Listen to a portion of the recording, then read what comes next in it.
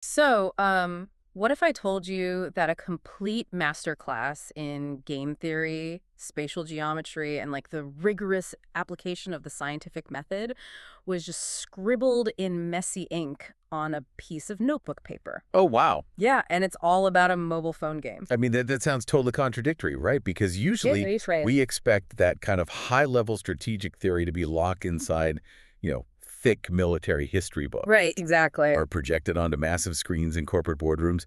You expect polish, not not random doodles on notebook paper. But today, for you, our listener, we are doing a deep dive into something totally different, but just absolutely fascinating. Our mission is to unpack a single, very specific visual source. Yeah, it's a photograph of a handwritten notebook page. And just setting the scene for you, it is beautifully chaotic. The page is covered in this wild mix of hasty black and vibrant oranging. Yeah, it's got numbered lists, aggressively underlined words, little arrows connecting branching thoughts, and these tiny, really detailed tactical doodles just scrawled in the margins. And the heading at the very top, which is circled in orange, just simply reads Clash Royale. Right, the massively popular, competitive mobile game. But the person who wrote this document, they aren't treating it like, just a casual distraction while waiting for the bus. Definitely not. This page is basically a master tactician's manifesto. It captures intense psychological warfare, emotional regulation, and resource management in literally just a few bullet points. It really reads like a sports coach's scribbled whiteboard at halftime. It's Yeah. that kind of intense, raw strategy. Yes, that is the perfect analogy. So let's treat this like the high-level professional playbook it clearly is. Okay, let's do it. To really understand this player's mindset, we have to look at their opening moves. Or, well, maybe I should say their absolute lack of opening moves. Right. Because point number 5 on the page literally instructs the player, let your enemy start the game. Which is such a bold instruction, right? It flies completely in the face of human instinct. Yeah, totally. In almost any competitive environment, we're taught to seize the initiative. You know, take control early, make the first move. And the funny thing is, the notes come with specific instructions on how to bait the opponent into taking that initiative. Yeah. The author writes that you can use what they call a poke. The poke, yes. And the two examples of a poke are dropping an emoji, specifically a smiley face, or using a thunder spell because it's quote-unquote cheap. Right. But wait, I have to challenge the logic here for a second. The opening strategy is literally to sit on your hands, maybe spam a smiley face emoji, and just let the opponent mount the first massive attack. Basically, yeah. Isn't that just inviting yourself to be steamrolled right out of the gate?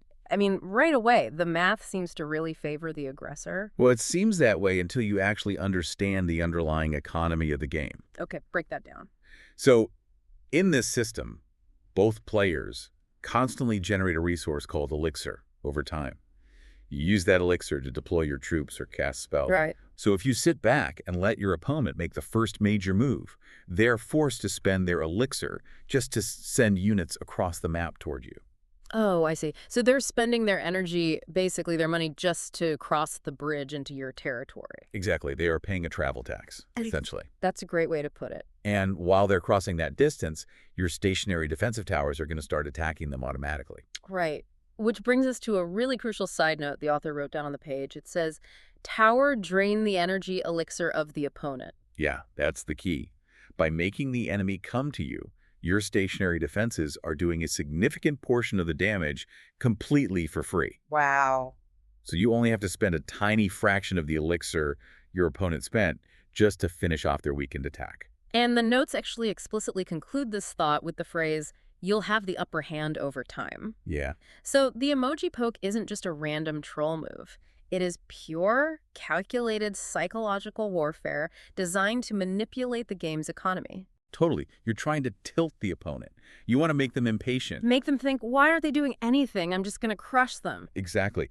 And that manufactured impatience leads directly to them overcommitting their resources early on. We see this in behavioral psychology all the time, right? Yeah. Humans generally just hate inaction. Oh, absolutely. We perceive waiting as losing. Yeah. So by forcing the opponent to endure this silence, punctuated only by a mocking smiley face. It's so toxic. I love it. It is. But the author is brilliantly exploiting the opponent's sheer need to act. Which ties beautifully into point 1, which the author labels the tit-for-tat philosophy.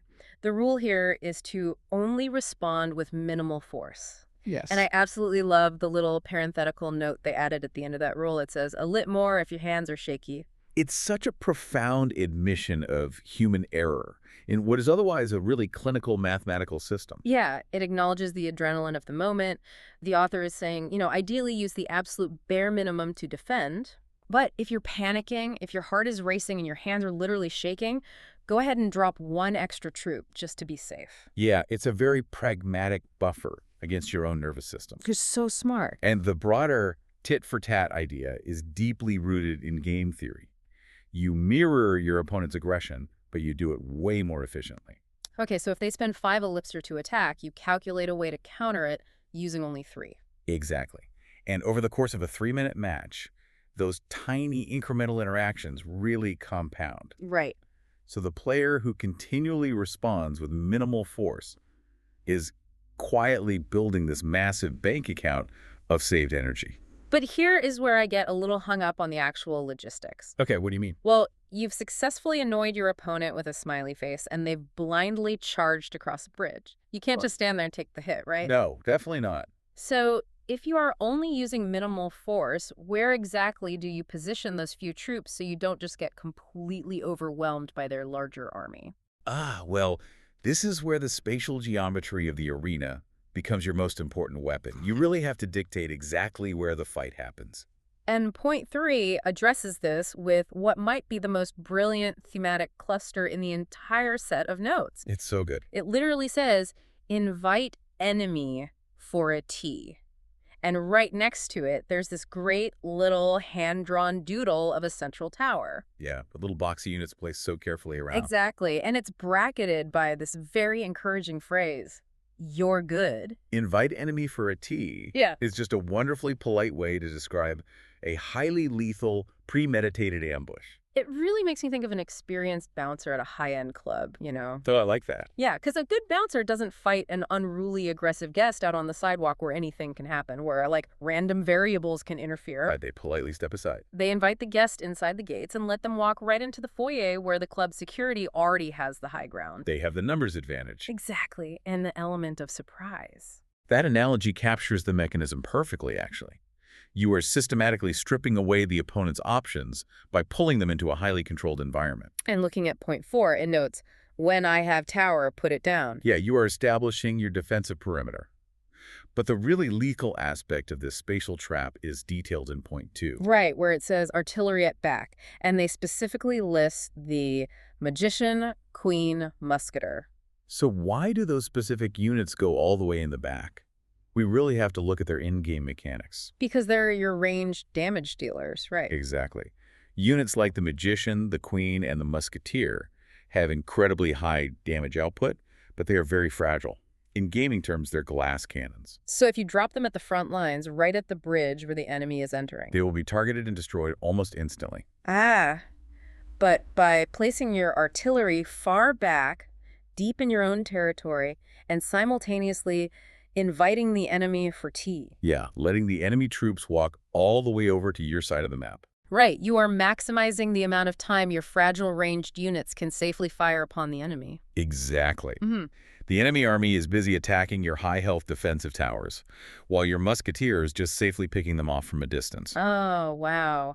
You're creating an overlapping kill zone. It's textbook military defense in depth. It relies entirely on patience and spatial awareness rather than brute force. You are pulling them into a carefully constructed web where your towers act as the anvil and your ranged units act as the hammer. Absolutely beautifully said. Okay, so let's look at the timeline of the match so far. We've frustrated the opponent with a smiley face. Yeah. We've let them waste their energy attacking first. We've invited them in for tea and just absolutely shredded their attack with our artillery safely tucked in the back. We have defended efficiently. Right. We've executed the tit-for-tat perfectly, and we've built up this massive elixir advantage. So surely now is the time to unleash the heavy hitters, right? You'd think so. You've got them on the ropes. It's time for the knockout punch. According to the playbook we are analyzing today, that instinct is a fatal mistake. Really? Because Point 6 is incredibly strict about this exact scenario. It says, no giant pre-2x elixir rack or other destroyer. Yes. And then written right next to it, in quotes, is arguably the golden rule of this entire document. If you threaten, better be able to back it UP. I mean, that single sentence transcends the game completely. It really does. But I still struggle with this restraint, honestly. Why is that?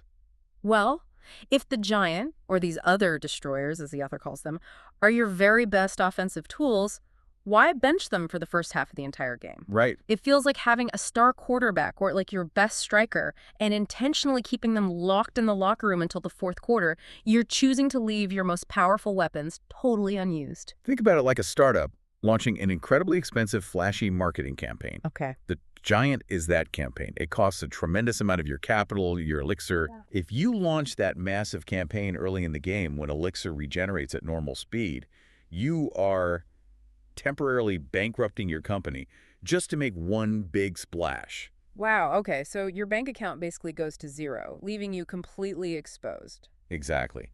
And what happens if the opponent simply ignores your flashy marketing campaign and launches a fast, cheap, aggressive product in a totally different market? Or, in the context of the game, rushes down the opposite side of the map. Right, because you spent everything on the giant. You have literally no energy left to execute the tit-for-tat, minimal force defense. You're totally defenseless. You've made a massive threat by playing the giant, but because you have no elixir left to defend a counterattack or to support the giant with other troops, you can't back it up. The startup gets overwhelmed by customer service requests it can't handle because it spent all its money on the ads. Precisely. A threat without the resources to support it isn't a threat, it's a massive vulnerability. If you threaten, better be able to back it UP. The author specifically notes waiting for 2x elixir. Right, so in Clash Royale, the final portion of the match goes into double speed, where resources generate twice as fast. Okay, so the author is demanding that you wait until the underlying economy accelerates. Yes. Only in that 2x elixir phase do you have the robust cash flow needed to deploy your massive destroyer units and still have enough resources continuously coming in to adapt to whatever the opponent tries to do in response. This is where the notes really pivot, I think, from a tactical in-game guide to a glimpse into a deeply analytical mind. I completely agree. We've been talking about all these real-time decisions, right? The patience, the spatial traps, the economic discipline. Yeah. But this level of restraint doesn't just spontaneously happen in the heat of the moment. It is born from rigorous preparation outside of the match itself. The bottom of the page really reveals the architecture of the player's mind. It does. Down at the bottom, things get intensely systematic. First, under point 7, they note, have a Fev starter, queen to left. Right, they have a pre-planned opening sequence which completely eliminates decision fatigue right out of the gate.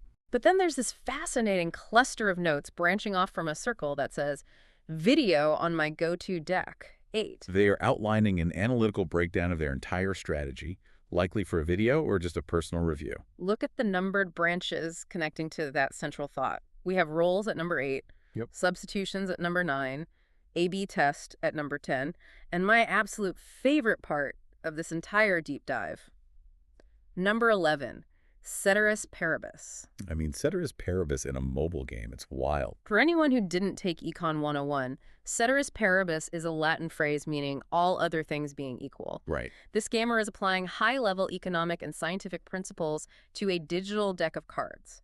They aren't just playing casually on the couch, they are running clinical trials. This section exposes the true difficulty of achieving mastery, because human nature fights the concept of Ceteris Paribus. How so? Think about what the average player does when they lose a match. They get frustrated, they panic, and they immediately swap out half the cards in their deck, hoping for a completely different result. Oh yeah, I do that all the time. But when you change 5 variables at once, you have absolutely no idea which change actually improved or ruined your performance. Exactly. The author of these notes refuses to give in to that panic. It's staying clinical. Very. They look at the roles their deck requires. Perhaps they need a heavy tank, a ranged attacker, a cheap defensive spell. Right. Then they look at potential substitutions. If they swap one card out, they run an A/B test. And they force themselves to do it Ceteris Paribus, holding all other variables constant. So they play multiple matches, changing only that one single card to isolate the exact statistical impact that specific substitution has on their win rate. Yes. It proves that all the philosophical concepts we unpacked earlier, the tit-for-tat, the T strategy, the discipline of holding the giant in reserve. None of that is just guesswork. Not at all. Right. It is the result of highly controlled, rigorous scientific testing. They've literally crunched the numbers. They know for a fact that holding the giant until 2x elixir yields a statistically higher win rate Yeah. because they've isolated the variable and tested it against the alternatives. It transforms our understanding of the player entirely. We are looking at the notes of a scientist. Yeah. They are building a systematic, mathematically proven approach to victory. And the genius is that they've distilled all that complex testing down into a few simple, actionable maxims that can fit on a single piece of notebook paper.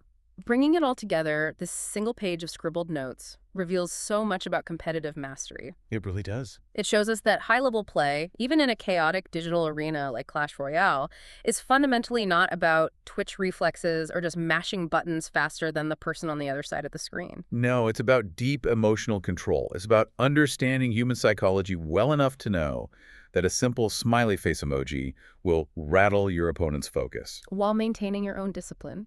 Exactly. It's about immense resource management and recognizing the hidden economy underlying the battlefield. And it's about applying rigorous scientific preparation to whatever you do. Testing your assumptions, isolating your variables, and knowing exactly why your strategy works, rather than just hoping it does. Knowledge is always most powerful when it is stress-tested and synthesized like this. This player hasn't just accumulated a bunch of random tactics, they've forged a completely cohesive philosophy. Which leaves you, our listener, with a whole lot to chew on, far beyond the confines of a video game map. Oh, absolutely. It makes you think about how we navigate our own daily lives, whether it's a heated argument with a partner, a high-stakes negotiation at work, or just managing the rollout of a massive project. Yeah. How often do we rush in and overcommit our own elixir early on simply because we're impatient or feel provoked? We constantly feel the urge to respond to any challenge with overwhelming force immediately, just to prove we can. Exactly. What would happen if instead we practiced a little more tit for tat? If we just responded with minimal force, stayed patient, and simply invited the enemy for tea. I love that. Letting the situation come to us, absorbing the initial pressure, while keeping our heavy destroyers safely in reserve until we are fully prepared to back up our threats. It's a powerful shift in perspective. It really is something to mull over the next time you find yourself wanting to rush the bridge.